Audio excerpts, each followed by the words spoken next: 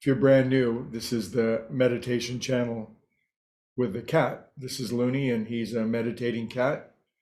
And he hangs out for these 5 minute Dharma talks, sometimes all the way through. Sometimes he's not exactly enthralled with the topic and will leave with a huff. There's my dad blah, blah, blahing again. Anyway, today's blah, blah, blah. I have to admit we all like the things we like to watch on YouTube or Netflix. We all have our preference, don't we? And for some reason, mine are watching and reading books, tapes, videos of near-death experiences. And I think there's such a vast amount of spiritual information and potential insight from listening to these people who seemingly, uh, perhaps not conclusively proven by any stretch of the imagination, but seemingly have crossed to the other side. And they come back with such stunning stories, revelations, personal transformations, alterations in their experience that perhaps there's a great deal to learn from it for those of us who recognize that we are spiritual beings around for eternity, and that this earth is, amongst many other things, is largely a school, an evolutionary school where souls at a particular level of development are given a particular characteristic of curriculum that enables them to either evolve and move forward or stall and maybe be demoted back to, I don't know, Pluto, one of the lesser planets. Anyway, there's probably a lot of the planets in this universe of a trillion stars. Anyway, now I got like 3 minutes.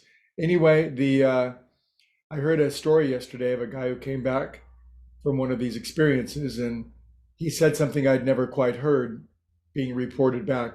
And he said that he talked to a mentor, a guide, who said the number one thing to develop on Earth is on authenticity. And I'd never quite heard that. There's a lot of commonalities in these stories: love, compassion, understanding, altruism, helping other people out. But this guy emphasized authenticity, being true to ourselves. And of course, this means we find who we really are. Now, authentic on the superficial hand might just mean being egotistical and developing a facade. And if somebody offends us, then we get unnaturally angry or indignant or pious or self-righteous.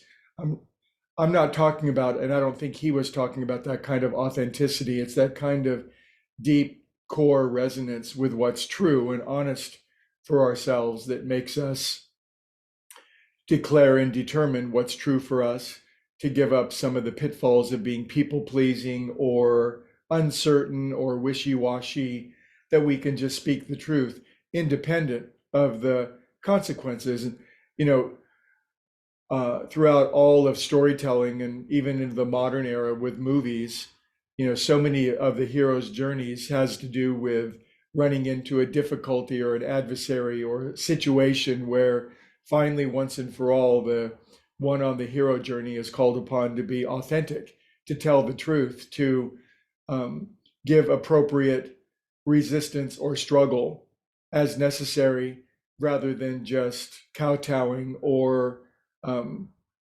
letting things go for the purpose of smoothing things over or kicking the can down the road till later.